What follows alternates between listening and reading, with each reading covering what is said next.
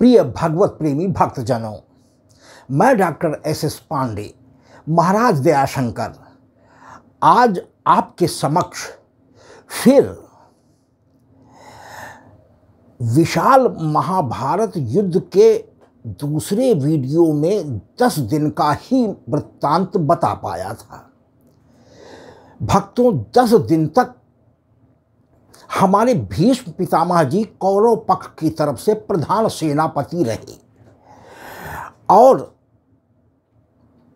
भीष्म पितामह जी द्वारा ही अपने मरने हेतु दुर्योधन से रात्रि में युधिष्ठिर से शिविर में आकर के मृत्यु कैसे पितामह आपकी हो सकती है, यह पूछने पर पितामह ने साफ साफ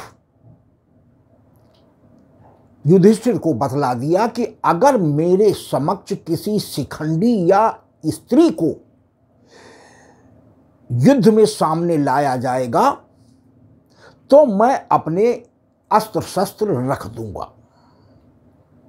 ये प्रभु कृष्ण ने युक्ति बतलाई थी युधिष्ठिर और पांडवों को कि जब तक भीष्म पितामह जी जीवित हैं और अस्त्र शस्त्र उनके हाथों में हैं, तुम्हारी विजय कृष्ण के रहते हुए भी संभव हो पाना मुश्किल है।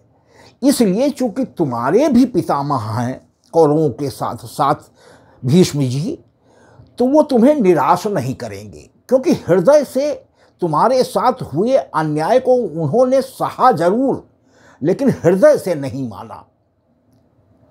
वो स्वयं ये चाहते थे कि पांडवों को उनके आधे राज्य का हक, जिसके वो हकदार हैं, धृतराष्ट्र और दुर्योधन मिल करके प्रदान कर दें, इसलिए इस भयंकर नरसंहार को बचाया जा सके। भक्तों, यह आधुनिक 19वीं शताब्दी के दौरान प्रथम और द्वितीय विश्व युद्ध से भी भयंकर युद्ध था। इसलिए मेरा आपसे विनम्र अनुरोध है कि हमारी संस्कृति के द्वापर में हुए प्रभु कृष्ण के संरक्षकत्व में इस विशाल महाभारत युद्ध को जरूर आप पढ़ें, देखें, समझें और सुनें और अपने देश की युद्ध क्षमता पर गर्व करें कि कैसे युद्ध जीता जाता है। इसी का पूरा ज्ञान महाभारत युद्ध के प्रथम दिन युद्ध प्रारंभ होने के पूर्व अर्जुन के कायरतापूर्ण व्यवहार को देखकर कि अपने बंधु बांधवों को मैं प्रभु मारकर पाप नहीं लूट सकता, उनकी कायरता को छुड़ाने के लिए इस युद्ध नीति यानी इस दर्शन शास्त्र का, युद्ध नीति की दर्शन शास्त्र का उन्होंने अपने 18वें अध्याय में गीता के बखान कर उनका कायरतापूर्ण व्यवहार छुड़ाकर युद्ध के लिए तैयार किया था। भक्तों, अब आज उसी से आगे की कड़ी में अगले 8-9 दिनों का युद्ध किस किस दिन क्या क्या हुआ बतलाना चाहता हूं। भक्तों, इसके पूर्व कुछ ऐसे चरित्र हैं जिनके बारे में जान लेना जरूरी है, जैसे महाराजा युधिष्ठिर, जिन्हें धर्मराज भी कहा जाता है, अजात शत्रु के नाम से पुकारे जाते थे, अपने धर्म और सत्य वचन के लिए मशहूर थे, क्योंकि साक्षात धर्मराज के अवतार थे। भक्तों, हमारे धर्मराज जी ने जब उनको कौरवों ने, शकुनी मामा दुर्योधन ने धृतराष्ट्र से कह करके द्रुत के लिए तैयार किया और उनसे सब कुछ जीत लिया, यहाँ तक कि युधिष्ठिर द्वारा अपने को हारने के बाद 5 भाइयों की एकमात्र पत्नी द्रौपदी, जिन्हें पंचाली भी कहा जाता था, हार बैठे। उसके बाद भी दुर्योधन का दुष्चक्र कम नहीं हुआ। हार जाने के बाद निराश भाव में जब ये धृतराष्ट्र जी से मिलने प्रणाम करने पहुँचे तो उन्होंने इनकी वेदना को और इनके अपमान को अपनी आंखों को देखने के फलस्वरूप प्रसन्न होकर के खांडव प्रदेश, जिसे इंद्रप्रस्थ वर्तमान में दिल्ली कहते हैं, रहने के लिए और धन द्रव्य भी कुछ दिनों तक के लिए पर्याप्त मात्रा में धृतराष्ट्र ने प्रदान कर पांडवों को विदा कर दिया था। भक्तों, दुर्योधन की चाल अभी भी समाप्त नहीं हुई। उसने कहा कि युधिष्ठिर के रहते मैं हस्तिनापुर का राजा नहीं बन पाऊंगा, क्योंकि इंद्रप्रस्थ से ही युधिष्ठिर हस्तिनापुर का भी संचालन करने लगे। तो दुर्योधन ने धृतराष्ट्र को समझा करके एक बार पुनः युधिष्ठिर जी को द्रुत के लिए तैयार करने बुलाने के लिए फिर से कहा कि आप अपने दूत भेजकर बुलाइए और फिर से ये शर्त रख दीजिए कि यदि इस बार के युद्ध में तुम जीत गए तो अस्थायी रूप से हस्तिनापुर की गद्दी तुम्हें प्राप्त हो सकती है और पुनः राज्य धन वैभव सारा मिल सकता है। इधर युधिष्ठिर जी बहुत सम्मान करते थे धृतराष्ट्र का, कभी उनको जवाब नहीं दिया। इतनी बेइज्जती उनके पुत्र, बड़े पुत्र दुर्योधन ने की, इसके बावजूद सम्मान धृतराष्ट्र का हमारे युधिष्ठिर और पांचों पांडवों ने कभी कम नहीं किया। तो पितामह की आज्ञा पाकर के पुनः न चाहते हुए भी युद्ध की एक नीच के भी तरह कि क्यों ना इस बार पासे में जीत कर और अपना राज्य हस्तिनापुर अस्थायी रूप से अपने कब्जे में कर लूं। और उधर पिता धृतराष्ट्र जी की बात भी खराब नहीं होगी, उन्होंने बुलाया है तो जाना भी है, पुनः चले गए। लेकिन शकुनी की चाल में फंस करके दोबारा भी द्रुत में युधिष्ठिर जी हार गए। फलस्वरूप शर्त के मुताबिक इन्हें 12 वर्ष का वनवास और वनवास पूर्ण होने के बाद 1 वर्ष का अतिरिक्त अज्ञातवास भोगना पड़ा और ये द्रौपदी के साथ वन को निकल गए पांचों पांडव। भक्तों, वनवास अवधि में दुर्योधन के कुचक्र तब भी कम नहीं हुए। हालांकि पांचों पांडवों की अनुपस्थिति में दुर्योधन हस्तिनापुर का राजा बन बैठा, उसकी मंशा पूरी हो गई, लेकिन अभी पांडवों जीवित हैं, कब पुनः संगठित होकर आक्रमण न कर दें, इसलिए वो ये पता लगाता रहा कि अपने 12 वर्ष के वनवास के पीरियड में इस समय पांडव कहाँ पर हैं। उसने अपने दूत छोड़ रखे थे और पूरी तैयारी के साथ सेना लेकर के, रानियों को भी लेकर के, उसने सोचा कि वन का विहार भी इस बहाने हो जाएगा और उनका पक्का पता भी हम लोग जान लेंगे और सेना अपनी रक्षार्थ जो चल रहे हैं, अगर मौका मिला तो सेना से परास्त करके उनको बंदी भी बना लेंगे। अंदर से दुर्योधन के मन में ये चाल थी। वन में पहुंचे, संयोग बस उस समय पांडव द्वैत वन में वनवास काट रहे थे और एक सरोवर के किनारे युधिष्ठिर जी धर्मराज थे, तो धर्म की साधना के लिए एक कुटिया एक सरोवर के निकट बना रखी थी। सुरम्य स्थान था। भक्तों, दुर्योधन जब उस तरफ से गुजरा तो वो स्थान उसे भी पसंद आ गया और वहीं पर सेना समेत, रानियों समेत डेरा डालकर वो रुक गया और रानियों के साथ जल क्रीड़ा सरोवर में करने लगा। संयोग बस इंद्र जी दुर्योधन की ये चाल जान गए थे, तो उन्होंने अपनी गंधर्व सेना को दुर्योधन को बंदी बना लेने के लिए पहले से ही लगा रखा था और बगैर अनुमति के उस क्षेत्र में डेरा डालने और सरोवर में स्नान करने के फलस्वरूप गंधर्वों ने दुर्योधन को ललकारा और उससे युद्ध हुआ भयंकर और उसके बाद दुर्योधन परास्त हो गए। दुर्योधन समेत उनके भाइयों को उनकी स्त्री भानुमति को और भी जो घर की स्त्रियां थी, भानुमति भी अद्वितीय सुंदरी थी, उसको बंदी बना लिया। यह इंद्र भगवान की चाल थी अपने पुत्र अज्ञातवास में रह रहे अर्जुन और उनके लोगों को दुर्योधन की चालों से बचाने के लिए।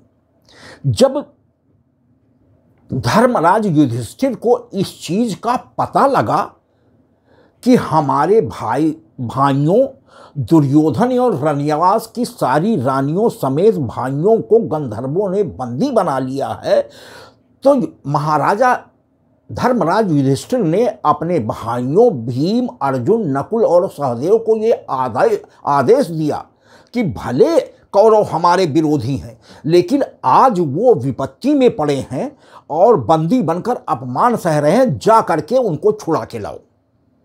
चारों भाई निकले, अपने युद्ध कौशल के बल पर गंधर्वों को परास्त कर दुर्योधन को और उनकी सभी रनिवास की रानियों को, भाइयों को मुक्त करा करके ला करके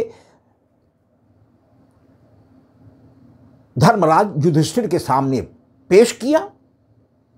धर्मराज ने, युधिष्ठिर ने धर्मप्रिय थे, उन्होंने कहा कैसे भी हो ये हमारे भाई हैं और आज विपत्ति में हैं, तो बचा करके इनको हमने कोई एहसान नहीं किया, अपने धर्म का निर्वहन किया है, इसलिए इनको ससम्मान छोड़ा जाता है। भक्तों, कई बार हमारे धर्मराज ने इसी तरीके से दुर्योधन को घेरने के बावजूद छुड़वा दिया था। यह हमारे धर्मनिष्ठ, महान धर्मनिष्ठ इसीलिए अजातशत्रु कहे गए हैं। भक्तों, जब इनको 12 वर्ष का वनवास और अज्ञातवास दिया जाने लगा तो हस्तिनापुर की समस्त प्रजा ने पांडवों के प्रति किए जा रहे कपटपूर्ण अन्याय के प्रतिरोध स्वरूप वनवास जाते समय पांडवों के साथ काफी संख्या में वन के लिए जाने के लिए उद्यत हो गए। तो धर्मराज के समझाने पर बहुत से लोग तो मान गए, लेकिन कुछ ब्राह्मण नहीं माने। उन्होंने कहा कि महाराज, मैं आपके साथ जरूर चलूंगा, आप किसी भी तरीके से मुझे न रोकें, भले मुझे आपके साथ कष्टों में भूखा प्यासा रहना पड़े। इतने ब्राह्मणों को साथ में लगता हुआ देखकर धर्मराज युधिष्ठिर को चिंता व्याप्त हुई कि इनके भोजन सामग्री, भोजन आदि की व्यवस्था अपने लिए ही मुश्किल है, कहाँ से करूँगा। तो उन्होंने सूर्य भगवान की तपस्या एक जगह पर रुक करके किया और आह्वान किया कि प्रभु हमारी रक्षा करें। तो सूर्य भगवान ने प्रसन्न होकर के, धर्मराज तो थे ही, इन्हें एक अक्षय पात्र दिया कि है युधिष्ठिर, कितने भी आगंतुक या मेहमान आपके पास आ जाएं, जो कुछ भी अन्न आपके पास है इसमें डालकर यदि वो बनाया जाएगा तो कभी कम नहीं पड़ेगा। उस अक्षय पात्र के सहारे उस 12 वर्ष के वनवास में गए हुए सारे ब्राह्मणों को लगातार भोजन कराते रहे। जो और ऋषि मुनि इनका ये प्रभाव देखकर जंगलों में तप कर रहे थे, वो भी भोजन व्यवस्था की सुंदर व्यवस्था देखकर इनके कुटियों के आसपास आकर के भोजन ग्रहण करने लगे। भक्तों, उसी समय दुर्योधन ने एक दूसरी चाल और चली कि लाओ क्यों ना इसको, अब जब हम युद्ध से भी परास्त नहीं कर पाए, छल बल से भी नहीं परास्त कर पाए, तो किसी तरीके से ये वनवास और अज्ञातवास काटकर दोबारा हस्तिनापुर ये पांडव न लौटने पावे। इसलिए उस समय के मशहूर महाक्रोधी दुर्वासा मुनि को प्रेरित कर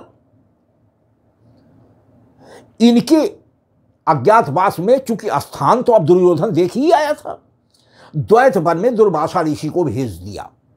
दुर्वासा ऋषि पहुंचकर पांडवों के समक्ष भोजन करने का, क्योंकि दुर्वासा ऋषि अकेले नहीं आए थे, 10,000 ऋषि ऋषिगणों को, शिष्यों को अपने साथ ले करके पहुंचे थे, क्योंकि उनका काम तो परीक्षा लेना था। अब जब ऐसा प्रस्ताव रखा तो अब पांचों पांडव बड़े धर्म संकट में पड़े कि ये तो महाक्रोधी मुनि है, अगर इनको भोजन कराने में कोई गलती हो गई या इनको तृप्त न कर पाया गया तो ये श्राप दे देंगे जो निश्चित ही हम लोगों की मृत्यु का कारण बन सकता है। तो उन्होंने तत्काल सच्चे मन से प्रभु कृष्ण की प्रार्थना किया। प्रभु कृष्ण उपस्थित हुए और तब तक दुर्वासा जी ने कहा कि हम लोग स्नान करके आते हैं जब तक आपका भोजन नहीं बन जाता है। अब द्रौपदी ने, भगवान कृष्ण आए और द्रौपदी से कहा कि भूख मुझे बहुत जोर की लगी है, अगर कुछ भी आपके पास है तो तत्काल लाओ, क्योंकि वो तो जानते थे कि दुर्वासा मुनि क्रोधी हैं और अभिश्राप के भागी हमारे पांडव हो जाएंगे, जिसमें अर्जुन सगे बहनों ही थे, क्योंकि प्रभु श्री कृष्ण की बहन, छोटी बहन सुभद्रा ब्याही थी। तो उन्होंने तत्काल कहा, जब द्रौपदी ने कहा कि सभी लोग प्रभु भोजन कर चुके हैं, अब तो एक दाना भी नहीं है, तो उन्होंने उस पात्र को मंगाया जिसमें भोजन बना हुआ था। उन्होंने कहा कि वो पात्र ले आओ। उन्होंने लाए। जब द्रौपदी वो पात्र लाई तो बर्तन के एक किनारे पर साग का एक तिनका लगा था। प्रभु ने तत्काल उस तिनके में ही एक तुलसी दल डालकर पात्र में डाल दिया और तुरंत अक्षय पात्र ने पुनः, क्योंकि एक बार बनने के बाद बगैर दूसरे लोगों को भोजन दोबारा नहीं कराया जा सकता था, एक बार में चाहे जितने लोग हों, ये अक्षय पात्र को वरदान था। तो प्रभु कृष्ण ने उसी तिनके में एक तुलसी दल डालकर पुनः ढक्कन बंद कर दिया। पात्र में पर्याप्त भोजन हो गया कि दुर्वासा जी अपने ऋषियों सहित आते भी तो उनके भोजन में कोई कमी न होने पाए। उधर ऐसा मंत्र दिया, तुलसी दल डाल करके मंत्र का उच्चारण किया, जिसके प्रभाव से नहाते हुए दुर्वासा समेत 10,000 शिष्य बिल्कुल डकार, यानी पेट उनका फूल गया, बिल्कुल इतना भर गया कि वो डकार लेने लगे। तो सभी पांडव तुरंत पहुंचे और दुर्वासा मुनि के चरणों में प्रणाम करके उनसे कहा कि ऋषि जी चले, भोजन बिल्कुल तैयार है। तो दुर्वासा जी ने कहा कि भैया अब तो भोजन की कोई इच्छा शेष नहीं रही, पेट में तनिक भी जगह नहीं बची है कि हम एक बूंद जल की भी ग्रहण करने की स्थिति में इस समय हो। फलस्वरूप हमारे पांडवों की लाज बच गई। प्रभु कृष्ण ने वहां भी लाज बचा ली पांडवों की। तो ऐसे हमारे दुर्योधन जी, ये युधिष्ठिर जी, ऐसे हमारे धर्मराज, महान धर्मराज थे। भक्तों, इस महाभारत युद्ध में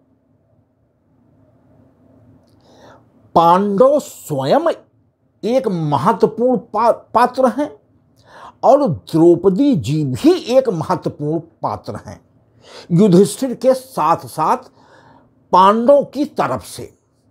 तो यह भी जान लेना जरूरी है भक्तों कि द्रौपदी और पांडव कौन हैं। तो यह प्रसंग आता है भक्तों कि एक बार हमारे देवाधिदेव महादेव जी कैलाश पर्वत पर माता पार्वती जी के साथ बड़ी प्रेम भरी मुद्रा में बैठे हुए थे। संयोग बस उसी समय 5 वृषभों यानी सांडों के साथ कामधेनु गाय विचरण करती हुई, स्वच्छंद विचरण करती हुई पार्वती जी की दृष्टि चली गई। तो पार्वती जी ने मजाक में, व्यंग में, क्योंकि वो स्वयं भी देवाधिदेव के साथ उसी स्थिति के लिए तैयार हो रही थी, तो उन्होंने व्यंग किया कि जिस कामधेनु की आप सभी लोग भूल भूल प्रशंसा करते हैं और रातों दिन उनकी महिमा गाते नहीं गाते हैं, देखिए किस तरीके से 5-5 वृषभों के साथ स्वच्छंद विचरण कर तनिक भी लोक लाज और लज्जा का भय नहीं रहा। संजोग बस पार्वती जी के ये व्यंग कामधेनु गाय ने सुन लिया और उन्होंने पार्वती जी को श्राप दिया कि जाओ तुम मृत्युलोक में, 5 पतियों के साथ तुम्हें रहने के लिए विवश होना पड़ेगा। जिस प्रकार 5 वृषभों के साथ आपने हमारे विचरण पर व्यंग किया है, तुम्हारे एक नहीं 5-5 पति के साथ तुम्हें रहना पड़ेगा और तुम्हारा नाम पांचाली होगा। भक्तों, वही पार्वती जी मृत्युलोक में आकर के द्रुपद के यज्ञ कुंड से निकलकर द्रौपदी हुई हैं, जो 5 पांडवों की पत्नी बनकर के पंचाली नाम से मशहूर हुई हैं। उधर भक्तों, पहले माता पार्वती जी ने प्रभु से मिले इस श्राप को मेटने की प्रार्थना किया, तो प्रभु महादेव जी ने ये कहा कि मैं तुमको मिले इस श्राप को मेट पाने में असमर्थ हूं, लिहाजा वो ब्रह्मा जी के पास नंदी पर चढ़ करके गए और ये सारी वृत्तांत बता करके ब्रह्मा जी से निवेदन किया। संयोग बस ब्रह्मा जी के 4 मुखों से एक मुख अनायास ही महादेव जी को गाली देने लगा। अब ये ईश्वर की प्रेरणा है। ब्रह्मा जी के 4 मुख थे, एक मुख गाली देने लगा।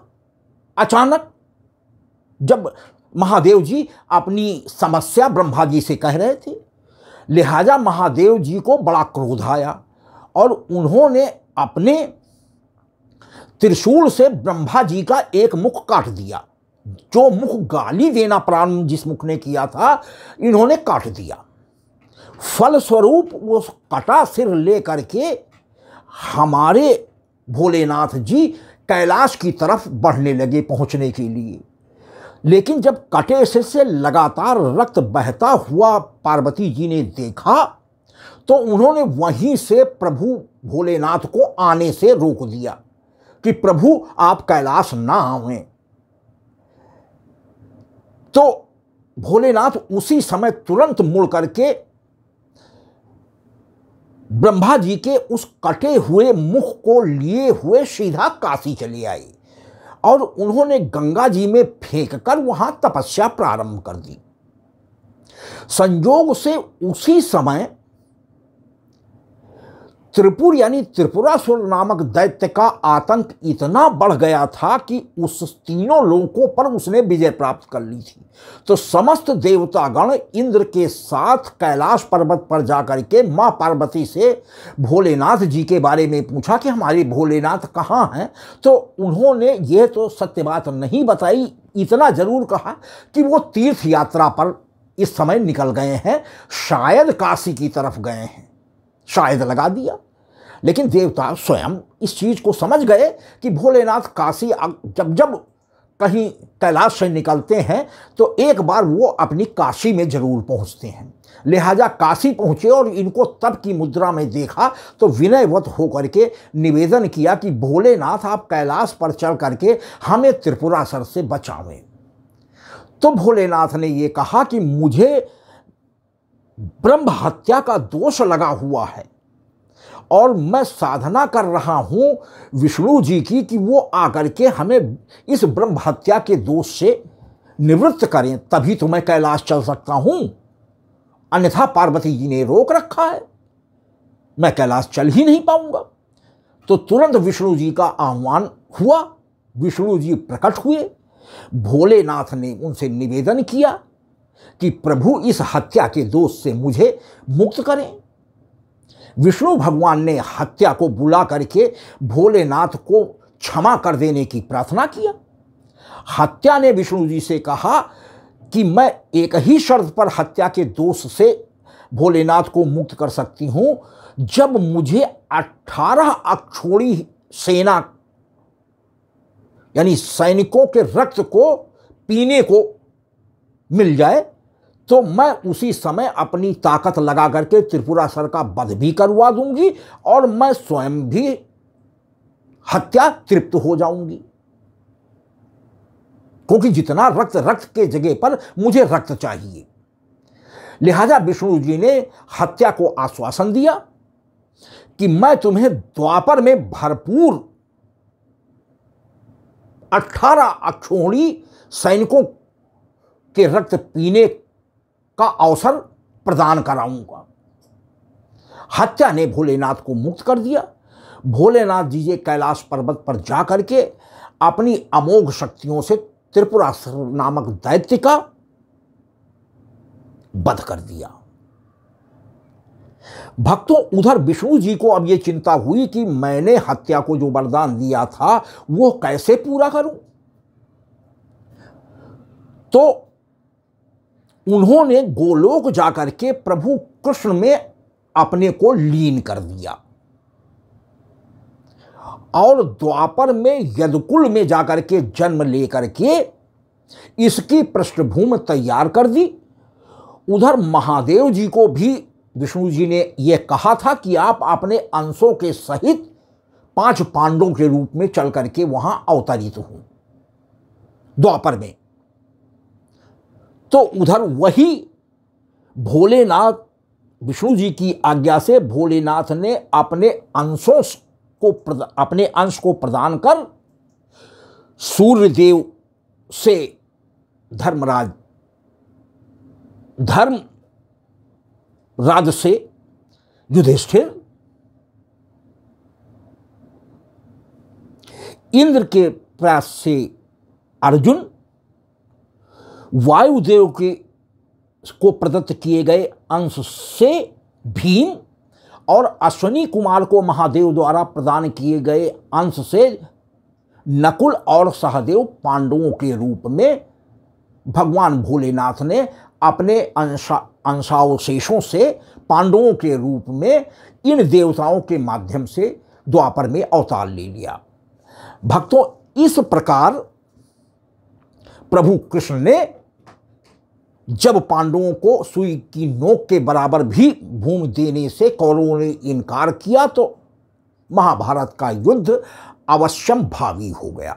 और उस 18 दिन तक चले महाभारत युद्ध में 11 अक्षौणी सेना जो प्रभु कृष्ण ने कौरवों को अपनी प्रदान की थी वो और पांडवों की तरफ से 7 अक्षौणी सेना, कुल 18 अक्षौणी सेना मारी गई। उनके रक्त को पी करके हत्या प्रसन्न हो गई और वो अपने लोक को चली गई। भक्तों, ये कुछ इतर दृष्टांत बता देने से आगे महाभारत युद्ध का 8 दिन का वृत्तांत समझने में आपको आसानी होगी। उधर एक और पात्र, महत्वपूर्ण पात्र द्रौपदी जी की ही और पांडवों की वजह से द्रौपदी के चरित्र में एक और आगे आकर के आता है कि जब 12 वर्ष का वनवास समाप्त हो गया और 1 वर्ष का अज्ञातवास पांडव और द्रौपदी मिल करके विराट नगर में राजा विराट के यहाँ नौकरी करने लगे, जिसमें कंक नामक ब्राह्मण का भेष धारण कर युधिष्ठिर ने नौकरी पाई जो बाहरी काम देखते थे। अश्वशाला का काम नकुल ने संभाल लिया दूसरा नाम रख करके। पाकशाला रसोइये का काम भीम ने दूसरा नाम रख करके संभाल लिया और सहदेव ने और कार्य दूसरा नाम रख करके संभाल लिया।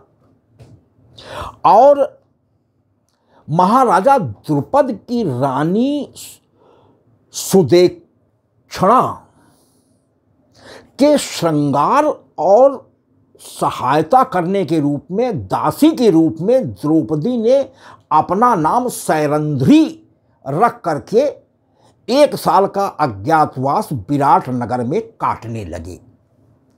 इधर दुर्योधन बहुत परेशान था कि वनवास की अवधि तो समाप्त हो गई, लेकिन यह अज्ञातवास कहाँ काट रहे हैं। बहुत अपनी सेना और गुप्तचरों के जरिए उसे जब यह पता लगा कि विराट नगर का इन दिनों, और यह बात दुर्योधन ने धृतराष्ट्र से भी बताई कि इस समय विराट नगर का वैभव बहुत बढ़ गया है, पिताजी क्या कारण है। तो चूंकि पिता थे, अनुभवी थे, तो उन्होंने जरूर कहा कि जरूर विराट नगर में इस समय धर्मात्माओं का वास हो रहा है, इसीलिए विराट नगर का ये वैभव दिनों दिन इतना ज्यादा बढ़ता हुआ दिखाई दे रहा है। क्योंकि दुर्योधन को चिंता होने लगी कि अगर कोई भी राज्य हमसे ज्यादा बलशाली हो जाएगा तो भी हमारा राजा बना रहना मुश्किल होगा। पांडव तो सरदर्द ही है, लेकिन अब ये राजा विराट भी हमारे लिए लगता है कि जिस रफ्तार से इनकी उन्नति हो रही है, धन वैभव, यश वैभव, सेना और हर चीज़ के मामले में, एक न एक दिन ये भी हमारे लिए कष्ट का संकट होंगे। तो ये अपनी सेना, संपूर्ण सेना लेकर के विराट नगर को दुर्योधन ने घेर लिया। उसके पहले भक्तों रनिवास में सुदेक्षणा के साथ सैरंध्री के रूप में दासित्व का काम और श्रृंगारित करने का काम कर रही द्रौपदी सैरंध्री की सुंदरता पर सैरंध्री का भाई कीचक आकर्षित हो गया, मोहित हो गया कि इतनी परम सुंदरी मैंने आज तक नहीं देखी, वो भी दासी के रूप में। जरूर यह किसी राजकुमारी इसे होना चाहिए था। वो लगातार छेड़खानी करता रहा। यह बात जब कीचक सैरंध्री का भाई द्रौपदी से छेड़खानी कर रहा था और ये उसका द्रौपदी सैरंध्री विरोध कर रही थी, तो आड़ में छिप करके सुदेक्षणा राजा द्रुपद की रानी ने अपने भाई के ये कृत्य अपनी आंखों से भी देखे, लेकिन न तो उसे ये गलत काम करने से रोका, न डांटा, न फटकारा द्रौपदी के कहने के बावजूद, बल्कि उल्टा उसे समझाने लगी कि ये महाबलिष्ठ और हमारे विराट नगर को भी ये बराबर दखल देता है, महाराजा भी इस कृत्य के बारे में कुछ नहीं कहते हैं। तो सैरंध्री तुम विरोध न करो, हमारे भाई कीचक की बात मान जाओ। तो जब द्रौपदी ने समझा कि यह भी कुछ नहीं कह रही है, तो उन्होंने यह बात राजा तक, द्रुपद तक पहुंचाई, विराट तक भी पहुंचाई। विराट भी उसके भय से परेशान थे, लिहाजा कोई सख्त कार्रवाई वो भी नहीं कर सकी।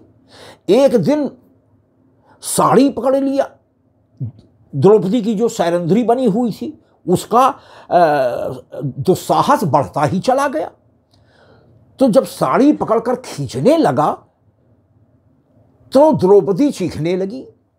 तो रसोई में मौजूद भीम के कानों में द्रौपदी के चीखने की, जो उस समय सैरंध्री बनी हुई थी, आवाज पड़ी।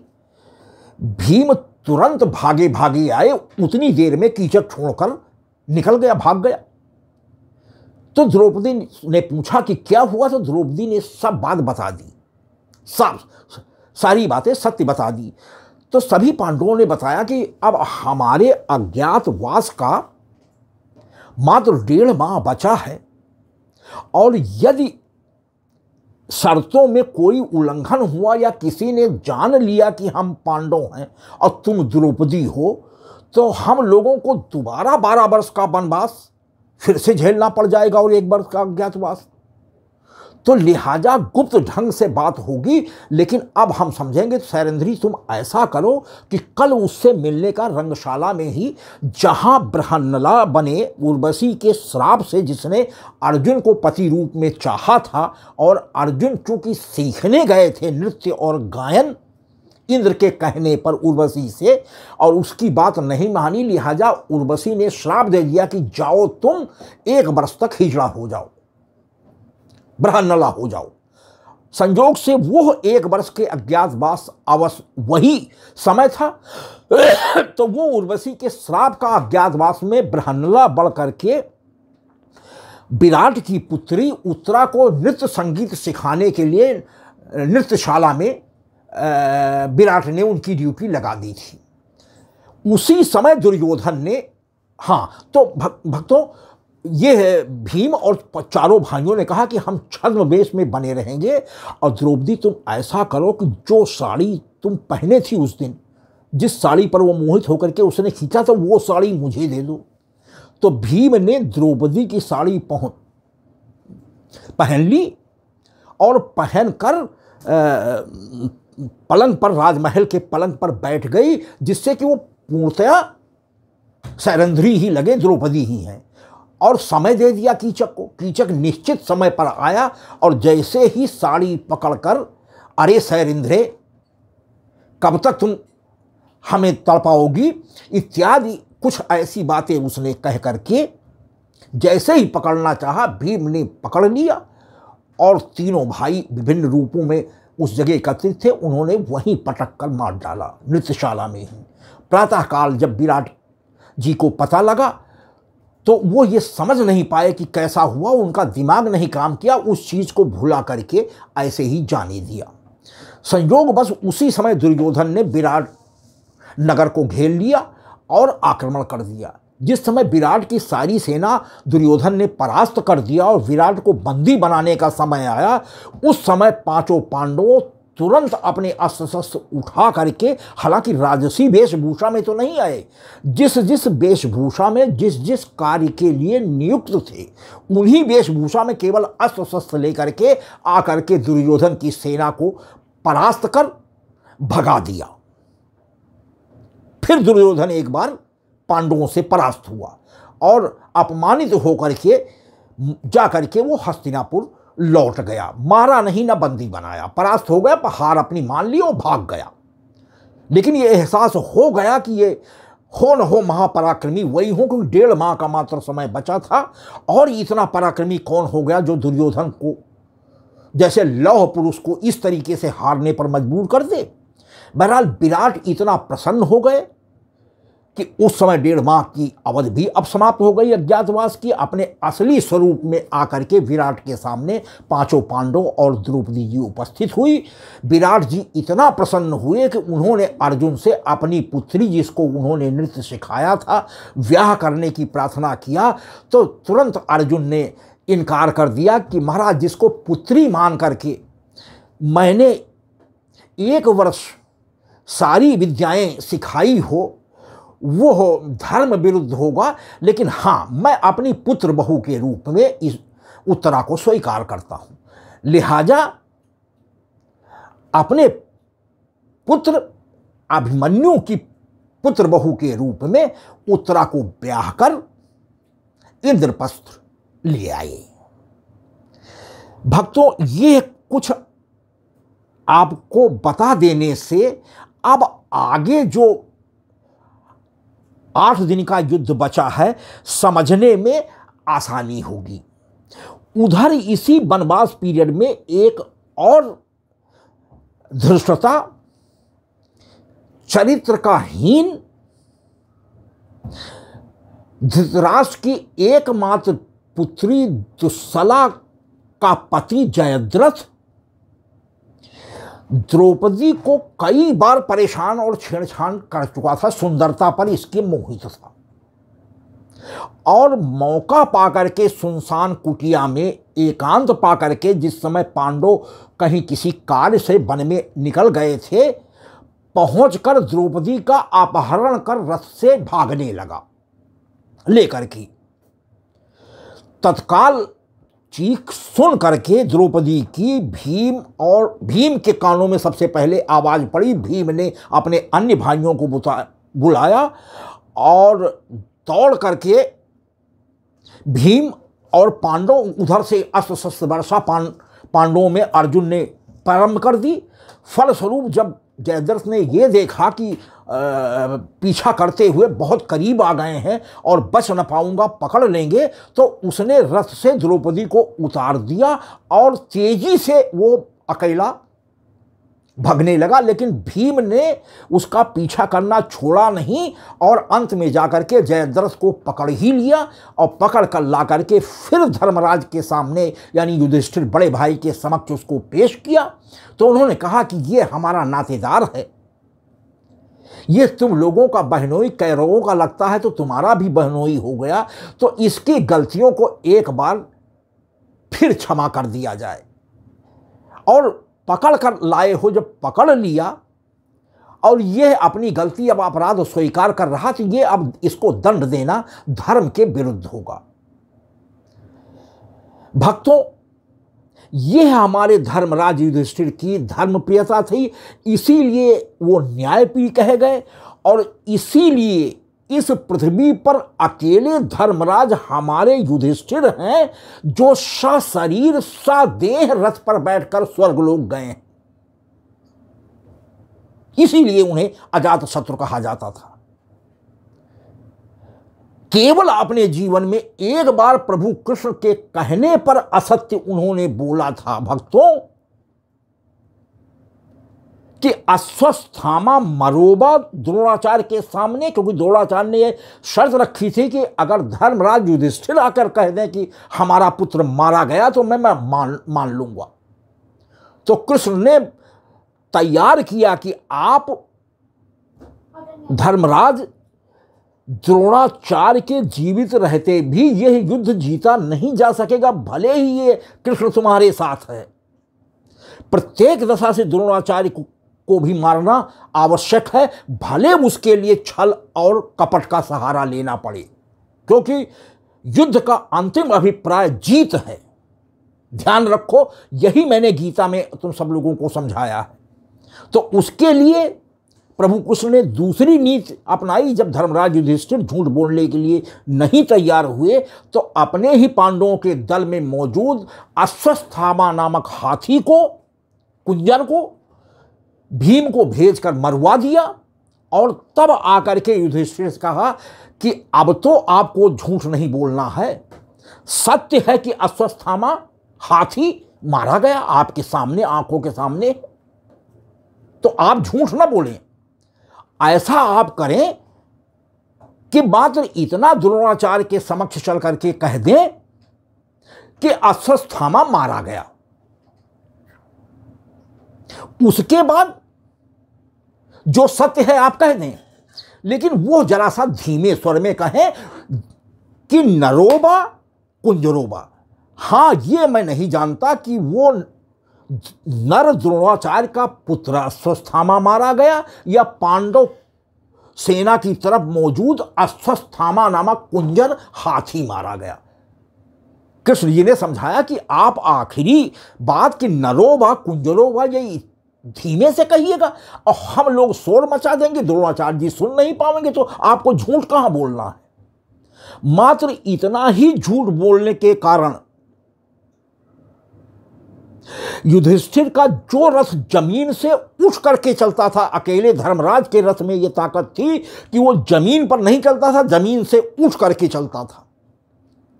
और जिस दिन से द्रोणाचार्य के समक्ष इतना अर्ध सत्य बोला, उसके फलस्वरूप उनका रथ जमीन पर लग गया और वो उसके बाद से जमीन छोड़कर नहीं चल सका। भक्तों, तो ये कुछ ऐसे प्रसंग हैं जो महाभारत में कई जगहों पर बिखरे पड़े हैं, उनको सब जगह से संजो कर, निकाल कर, पढ़कर एक जगह लाना दुरूह कार्य था। इसीलिए जो लोग महाभारत पढ़ना भी चाहते हैं वो इसका जड़ और उत्कर्ष एक साथ नहीं बिठा पाते और कुछ दिन पढ़ने के बाद बीच मझधार में छोड़कर चले जाते हैं और उसका पूरा ज्ञान नहीं प्राप्त कर पाते हैं। तो भक्तों, बड़े परिश्रम के साथ इन कुछ मुख्य चरित्रों के सभी विशेषताओं को निकालकर आपके समक्ष मैंने प्रस्तुत किया। भक्तों, इसमें प्रभु कृष्ण जी ने सबसे अंत में एक और तथ्य आपके संज्ञान में ले दें कि महाभारत का युद्ध तो 8वें दिन समाप्त हो गया, लेकिन अंतिम 18वें दिन कौरवों की तरफ से सेनापति बनाया गया अश्वत्थामा धृतराष्ट्र के समक्ष प्रण करके 18वें दिन के युद्ध के मैदान में उतरा था कि आज मैं पांडवों का वध कर दूंगा। फलस्वरूप 18वें दिन के युद्ध में सरोवर में छिप गए दुर्योधन को ललकार कर भीम और अर्जुन द्वारा प्रभु कृष्ण के बताए हुए गुप्त रहस्य को जान करके उस खंभे से निकलने पर लड़ने के लिए घेर कर मजबूर कर दिया। दुर्योधन ने यह समझा कि अब तो मैं मारा ही जाऊंगा, तो कायरतापूर्ण ढंग से छिप करके मैं क्यों ये धब्बा अपने कुल पर लगवाऊं, निकल कर युद्ध ही कर ले।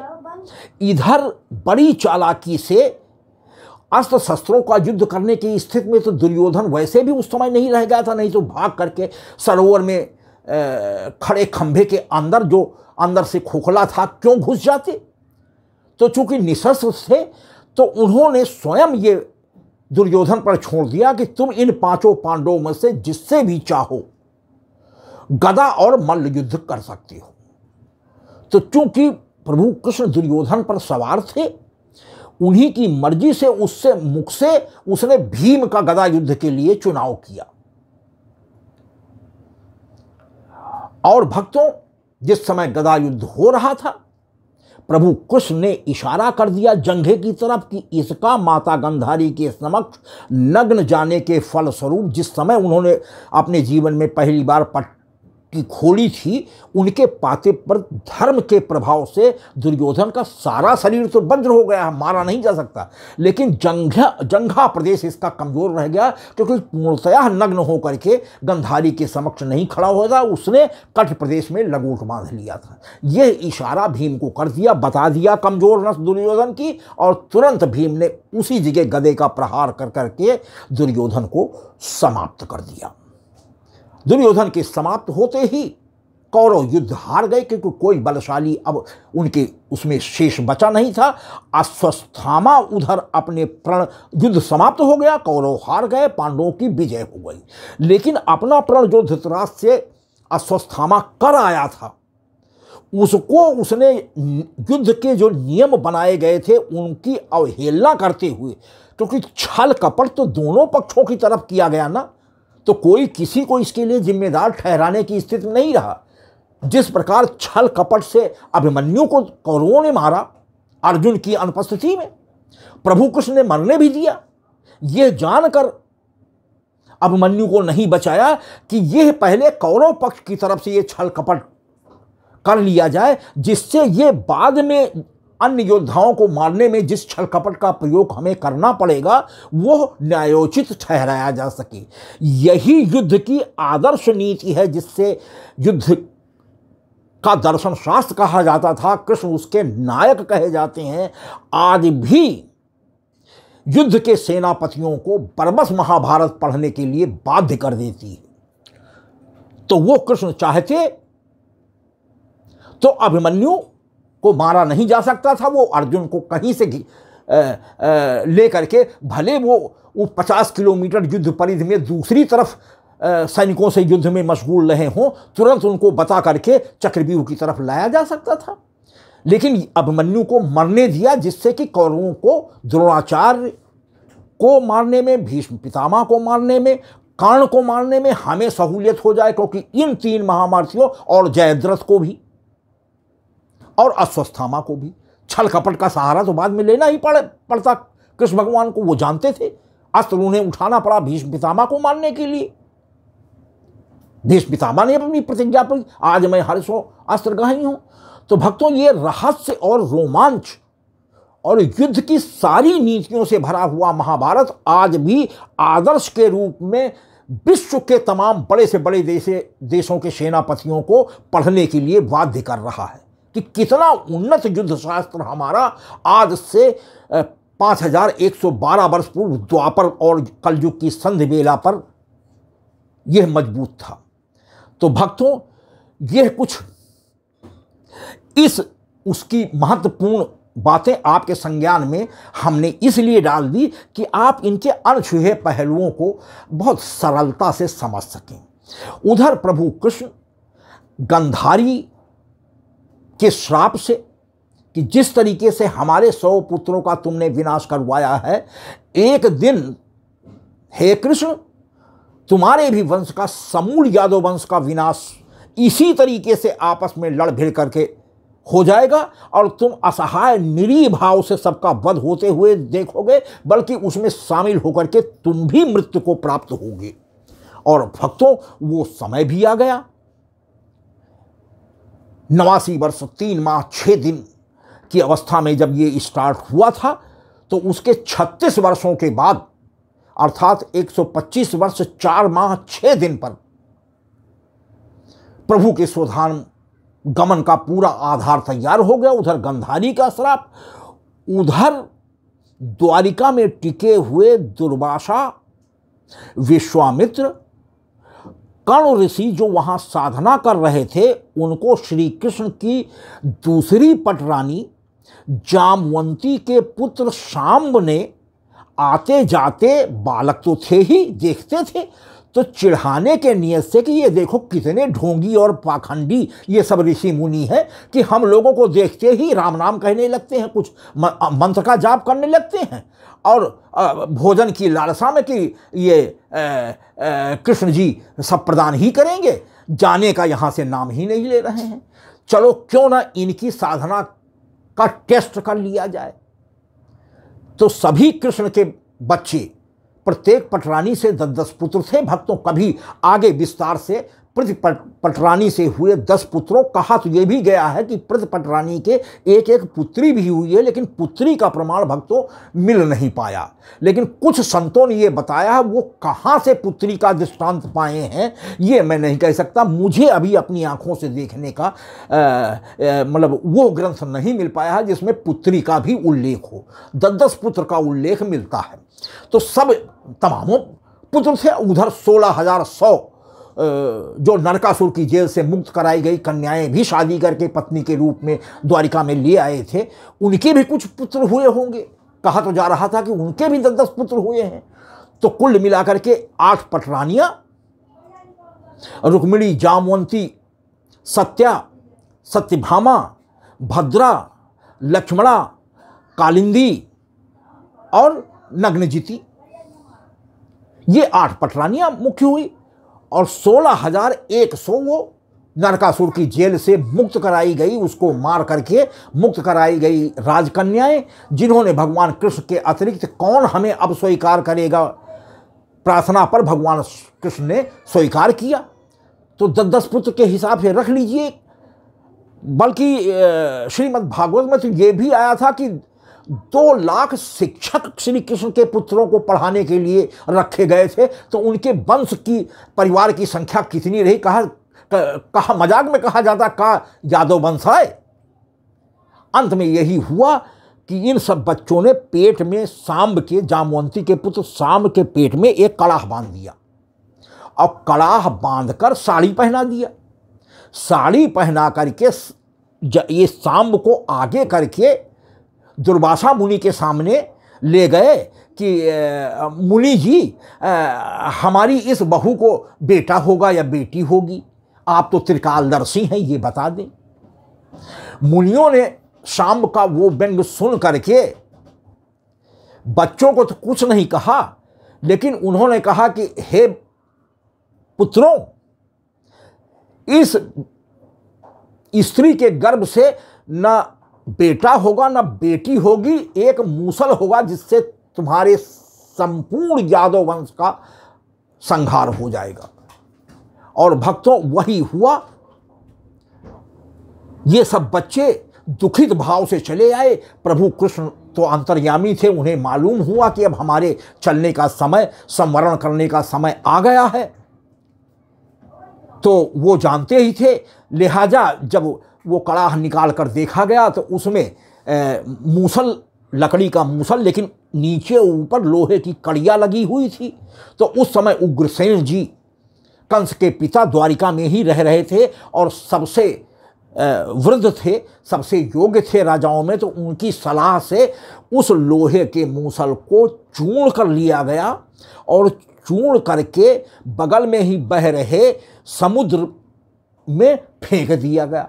और समुद्र में ज्वार भाटी आते हैं, तो लहरों के साथ वो सारे चूर्ण फिर से लहर के साथ आकर के थल भाग में फैल गए और वही त्रिधारी घास के रूप में, सरपत के रूप में वो पूरा इलाका प्रभास क्षेत्र का सरपतमय हो गया। और भक्तों वारुणी पी करके, मांस मदिरा खा करके सभी यादव ग्वालबाल आपस में लड़ करके एक दूसरे को मारकर उसी प्रभास क्षेत्र में संपूर्ण यादव वंश का विनाश हो गया।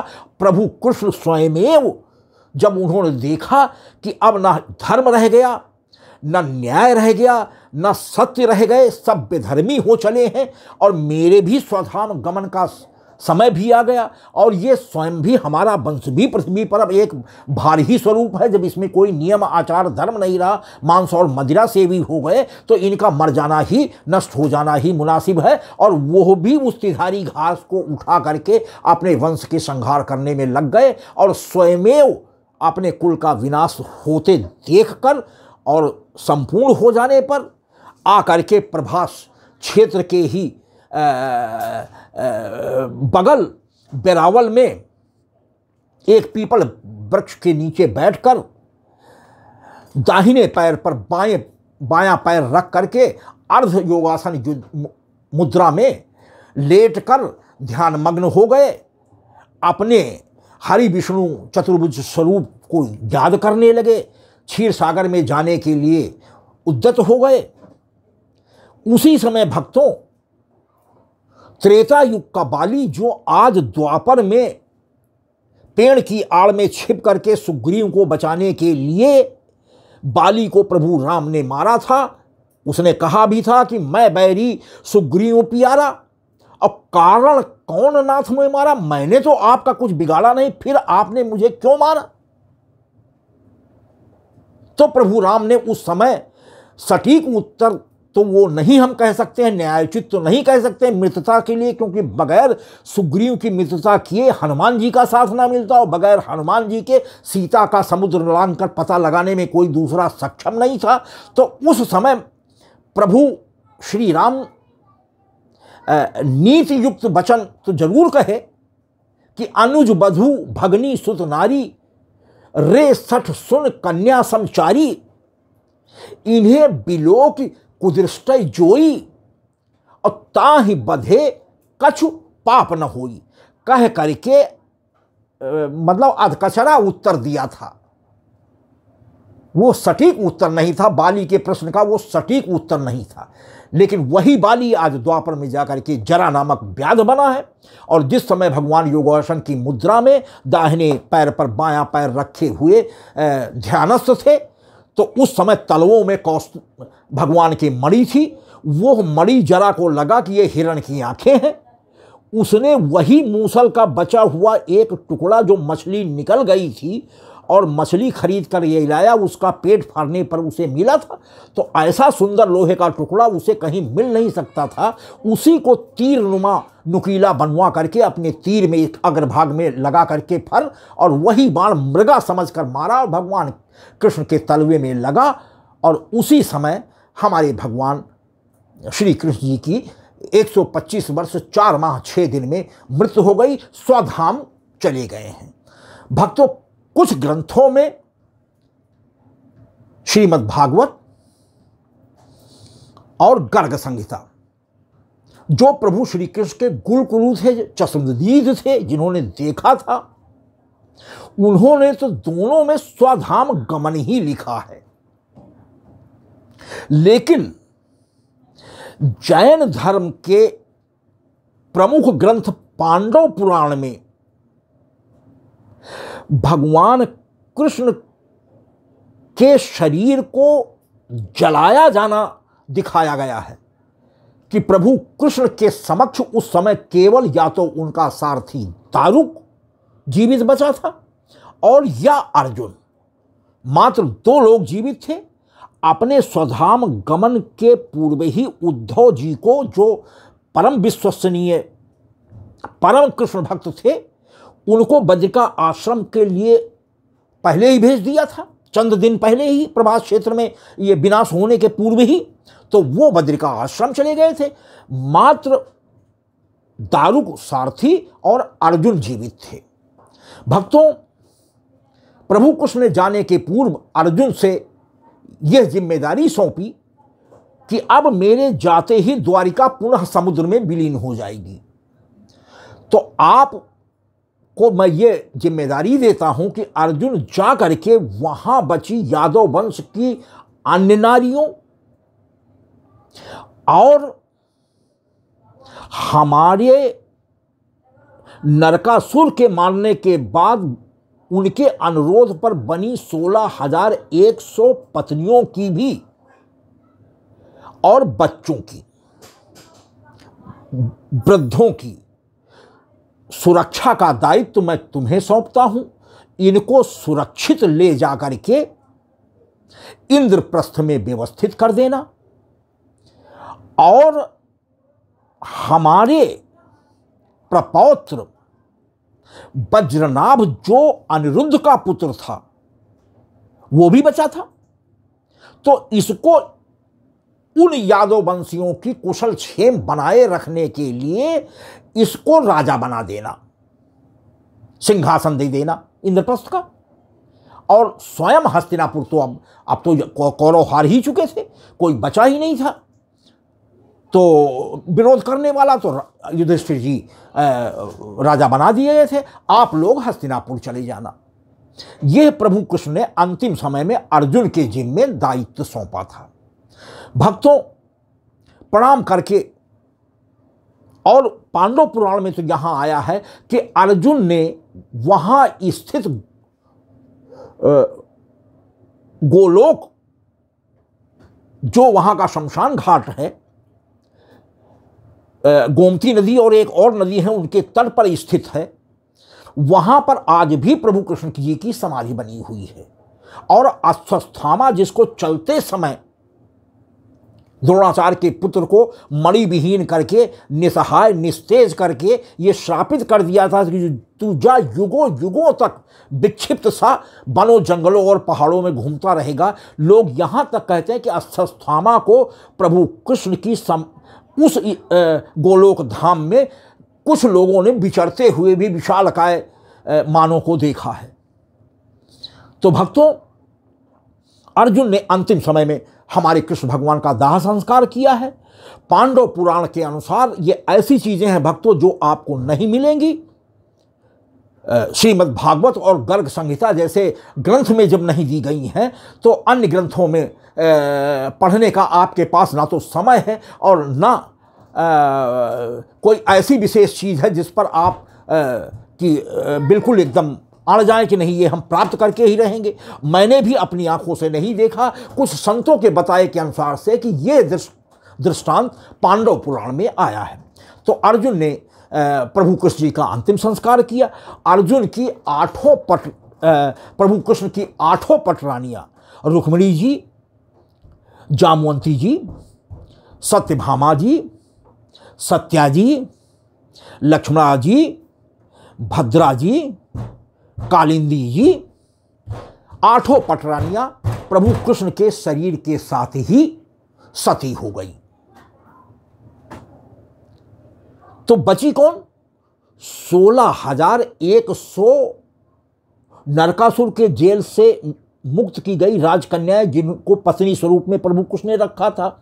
वो प्रभु कृष्ण की संपत्ति थी, उनके पास अपार धन संपदा थी। तो अंतिम संस्कार करने के बाद और वहां उपस्थित जितना भी यादव वंश था, यहां तक वर्णन है कि उनका भी अंतिम संस्कार और तर्पण अर्जुन ने किया है।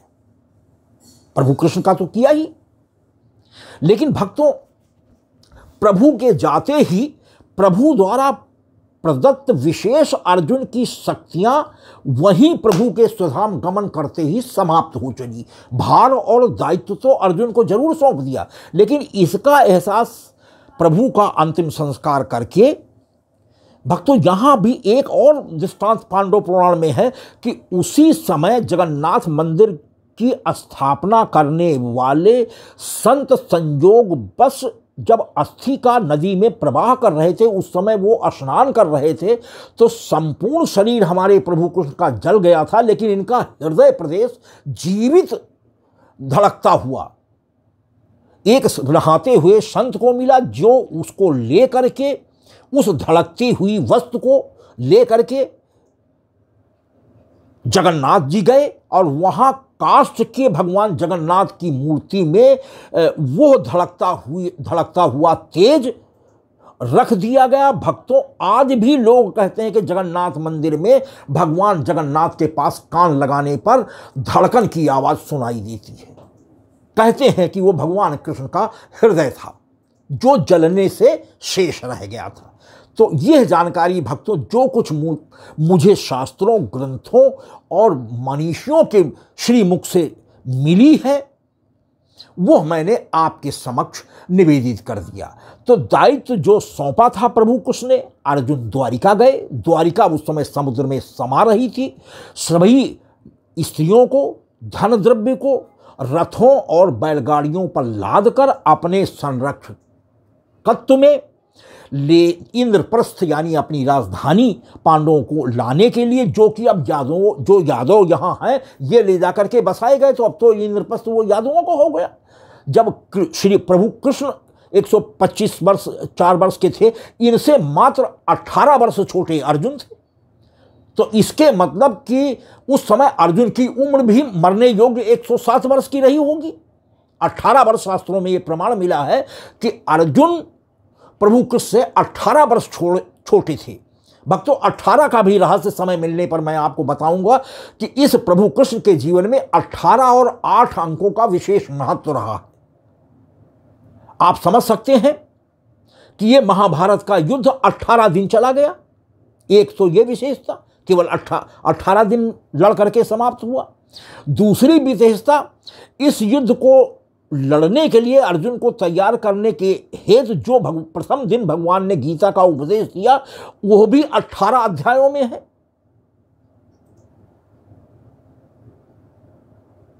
दो विशेषताएं। तीसरी,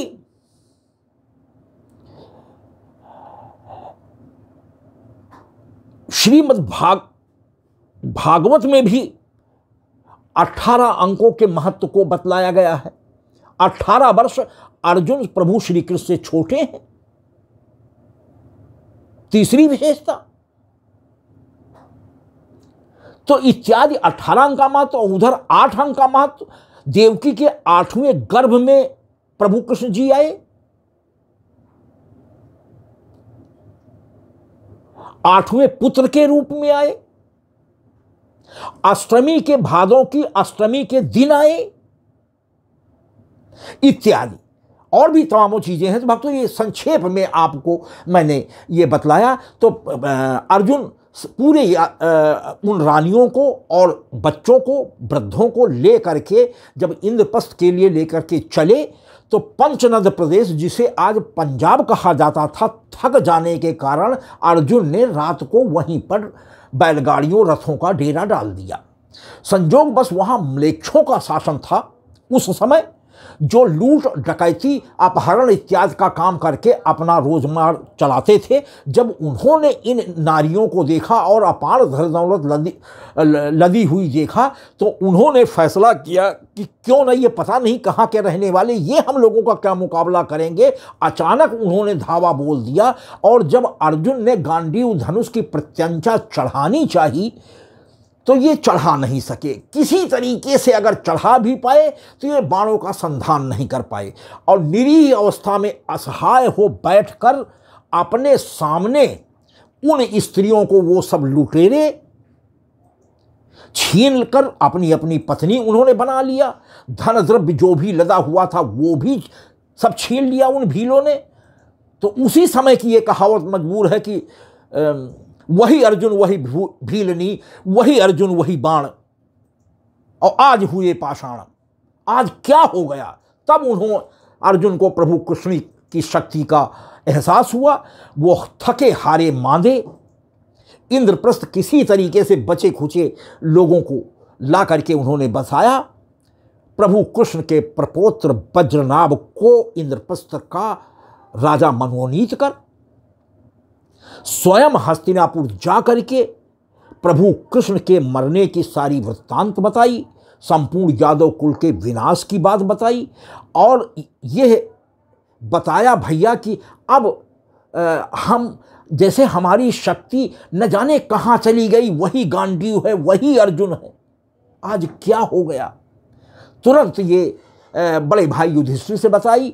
युधिष्ठिर और पांडवों ने मिल करके व्यास जी के पास जा करके अपना दुख सारा बतलाया। तो व्यास जी ने कहा कि अब आप लोगों के भी चलने का समय आ गया है, कृपया आप लोग भी अब प्रयाण करें, दुखी न हो, मोहित न हो, ये सब काल की गति है और अपना समय आने पर काल अपना काम करता है। तो ये सब काल के अधीन है, जो कुछ हुआ प्रभु भी काल ही के अधीन थे, इसीलिए पृथ्वी का भार हल्का करके छोड़ और काल के अधीन हो करके उन्हें भी स्वधाम अपने जाना पड़ा। तो तुम लोग किस खेत की मूली हो। लिहाजा व्यास जी के कहे अनुसार पांचों भाई और द्रौपदी इन्होंने हिमालय पर्वत के लिए जाना प्रारंभ किया।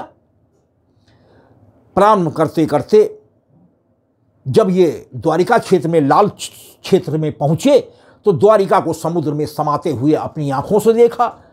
अपनी नंगी आंखों से ये दुर्दशा उसी द्वारिका की देखकर जो कभी धन धान से संपन्न कंचन महलों की थी, आज रोते हुए अपने भी धन बल को याद कर यह सुदूर हिमालय क्रॉस कर सुमेर पर्वत की ओर बढ़ चले, जहाँ से स्वर्गारोहण इन्हें करना था। कहते हैं कि हिमालय के उस तरफ स्वर्ग को जाने के लिए सीढ़ियां लगी हुई हैं, किसी ने देखी नहीं, लेकिन ऐसा वर्णन आता है। उसको आप कहावत भी मान सकते हैं, किंवदंती भी मान सकते हैं, जो चीज़ आंखों से नहीं देखी। बहरहाल जो शास्त्र और ग्रंथ में लिखा है, ये लोग हिमालय पार कर सुमेर पर्वत की ओर चलते गए। सबसे पहले कुछ दूर जाकर के द्रौपदी लड़खड़ाकर जमीन पर गिर गई और मर गई। लोगों ने पूछा युधिष्ठिर, धर्मराज युधिष्ठिर से कि ज्ञानी थे, भीष्म पितामह ने पूरा उपदेश दिया था, वो भी 18 अध्यायों में है। भक्तों 18 अंक की विशेषता जो भीष्म जी ने सरसैया में सूर्य के उत्तरायण होने पर मरते समय भीष्म पितामह को श्री कृष्ण के कहने से उपदेश दिया था, वो भी 18 अध्याय में है। तो 18 अंक का प्रभु कृष्ण के जीवन में विशेष महत्व रहा है। तो सर्वप्रथम द्रौपदी मरी। तो जब द्रौपदी का वो हुआ और पूछा अपने भाइयों से, शेष तीनों भाइयों ने, धर्मराज युधिष्ठिर ने, कि द्रौपदी क्यों मरी, तो उन्होंने कहा कि द्रौपदी को अपने सौंदर्य पर अभिमान था और ये दिल से पांचों पांडवों के साथ एक एक वर्ष जैसा नियम नारद जी बता गए थे कि पांचाली कही गई, पांचों पांडवों की तो स्त्री थी, तो ये कैसे एक दूसरे के साथ बराबर बर्ताव कर सकती थी। तो इसके लिए नारद ने एक फैसला किया था कि पंचाली द्रौपदी जी, तुम प्रति भाई के साथ नियम बना करके एक एक वर्ष तक रहोगी और उस अवधि में कोई भाई इस नियम का उल्लंघन नहीं करेगा, अन्यथा उसको 12 वर्ष के लिए वनवास पे जाना पड़ेगा। उसकी अवधि उसको फिर मौका 12 वर्ष के बाद ही मिल पाएगा। तो नियम बना गए थे। तो लेकिन अंदर अंदर युधिष्ठिर ने जवाब दिया कि ये हम पांचों पांडवों के साथ रही जरूर, लेकिन अंदर से ये अर्जुन को दिल से चाहती थी। इस दोष के कारण, अपने सौंदर्य पर अभिमान होने के कारण और दुर्योधन को अपशब्द कहने के कारण अपने से बड़ों के लिए अपशब्द का प्रयोग किया कि धृतराष्ट्र अंधे के दुर्योधन पानी थल समझकर पानी में कूद पड़े, जो सभा भवन बनवाया गया था खांडोप्रस्थ में। तो इन 3 अपराधों की वजह से द्रौपदी मरी है। कुछ देर आगे चलने पर नकुल मर गए। सुमेर पर्वत की यात्रा के ऊपर स्वर्ग को जाने के लिए। तो बचे हुए तीनों भाइयों ने धर्मराज से पूछा कि नकुल क्यों मर गए। तो उन्होंने कहा नकुल को अपनी सुंदरता पर अभिमान था। कहते हैं कि ये कामदेव का अवतार था, इतना सुंदर नकुल थे, इसलिए ये मरे। थोड़ी दूर और आगे चलने पर तीसरे नंबर पर सहदेव मर गए। तो बोले कि सहदेव क्यों मर गए। उन्होंने कहा कि सहदेव इसलिए मर गए कि इन्होंने ये भूत भविष्य वर्तमान तीनों के ज्ञाता थे। लेकिन श्री कृष्ण जी ने यह कहा था कि भविष्य तुम जानते तो हो कि इस युद्ध का परिणाम क्या होगा, लेकिन किसी से कहना नहीं। कृष्ण ने रोक रखा था सहदेव को, लेकिन अंतिम दिन इनके मुंह से प्रारंभ होने पर जब जयद्रथ सेनापति बना तो इनके मुख से यह निकल गया था कि चाहे जितना यह प्रयास कर ले, जीत तो पांडवों की होगी। तीनों ये ज्ञाता थे, भूत भविष्य वर्तमान के। तो अपने इस दोष के कारण सहदेव मरे। कुछ दूर आगे चलने पर अर्जुन मर गए। तो भीम ने धर्मराज युधिष्ठिर से पूछा कि अर्जुन क्यों मरे? तो उन्होंने कहा कि इन्होंने छल बल से छल करके, झूठ बोल करके, साधु वेश धर करके प्रभु कृष्ण की बहन बलराम जी के न चाहते हुए भी सुभद्रा का अपहरण करके लेके भगे थे। एक तो ये दोष था, दूसरा अपनी पत्नी द्रौपदी को छोड़कर इरावती नामक एक और वनवास अवध में मणिपुर के पास मणिपुर की राजकुमारी थी, दो के साथ इन्होंने अन्य शादी किया। तो पत्नी के साथ न्याय नहीं किया, पत्नी वशधारी नहीं रहे, एक ये दोष रहा। इसलिए और अर्जुन को अपनी धनुर्धर यानी शस्त्र विद्या पर बहुत अभिमान था कि मछली की आंख को भी इन्होंने निशाना लगा दिया था अपने गांडीव धनुष पर, जो श्री कृष्ण की ताकत से था। जैसे वो मर गए, गांडीव निर्जीव हो गया। तो अर्जुन इसलिए मरे। और सबसे अंत में भीम मर गए। तो मरने के पूर्व गिर करके जब वो मरने के करीब थे तो उन्होंने पूछा कि धर्मराज जी, अब मैं क्यों मरने जा रहा हूं? तो उन्होंने कहा कि भीम, तू दूसरे का हिस्सा भी भोजन खा जाता था, और छोटे होने के नाते या बड़े होने के नाते कोई तुझसे कहता नहीं था, बगैर भले ही सब भाई भूखे रह जाएं, तो तू हमेशा भोजन का प्रेमी रहा है और अपने बल पर तुझे बहुत, गदा पर बहुत विश्वास था, बहुत अभिमान था, तुम इस वजह से मिले। अंत में धर्मराज युधिष्ठिर केवल बचे। धर्मराज युधिष्ठिर के साथ एक कुत्ता भी था। तो जिस समय स्वर्ग से धर्मराज ने विमान भेजा कि महाराज चलिए स्वर्ग में पधारिए धर्मराज जी, तो धर्मराज ने कहा, युधिष्ठिर जी ने कहा कि मैं अपने इस स्वामी भक्त कुत्ते को यहां नहीं छोड़ सकता। अगर कुत्ते को भी मेरे साथ आप चलने की इजाजत दें तब तो मैं चलने के लिए तैयार हूं, अन्यथा कुत्ते को छोड़कर मैं नहीं जा सकता। जिसने जीवन भर आज हमारा साथ दिया है, इतनी यात्रा में ये हमारा साथी रहा सुख दुख का, तो मैं इसको छोड़े बगैर। तो वो कुत्ता कोई और नहीं, स्वयं धर्मराज थे। उन्होंने एवमस्त कहा और रथ पर बैठ करके कि मैं तुम्हारी सत्यता से बहुत प्रसन्न हूं और अब स्वर्ग आप चले। तो इन्होंने कहा कि नहीं, मैं अपने भाइयों के बगैर भी स्वर्ग नहीं जा सकता। तो धर्मराज ने तत्काल इनको कहा कि तुम्हारे सारे भाई और तुम्हारी पत्नी पहले ही स्वर्ग में तुम्हारा इंतजार कर रहे हैं। तब ये रथ पर बैठने पर युधिष्ठिर जी, धर्मराज जी तैयार हुए। लेकिन रास्ते में एक जगह रथ जो है वो नरक लोक का भी दृश्यावलोकन कराने लगा, जहां सब कराह रहे थे, चिल्ला रहे थे, चीख रहे थे और युधिष्ठिर जी को रोक रहे थे कि आप कुछ दिन यहां रहिए, आपके रहते हमें त्रास नहीं मिलेगा, धर्मराज जी हमें त्रास नहीं देंगे, आपके साथ तो धर्मराज मौजूद है ना, तो आप यहां रुकिए। तो धर्मराज बहुत व्यथित हो गए कि मैं इनको छोड़कर स्वर्ग नहीं जाऊंगा, अगर मेरे रहने से इनको नरक में आराम मिलता है तो मैं स्वर्ग नहीं जाऊंगा।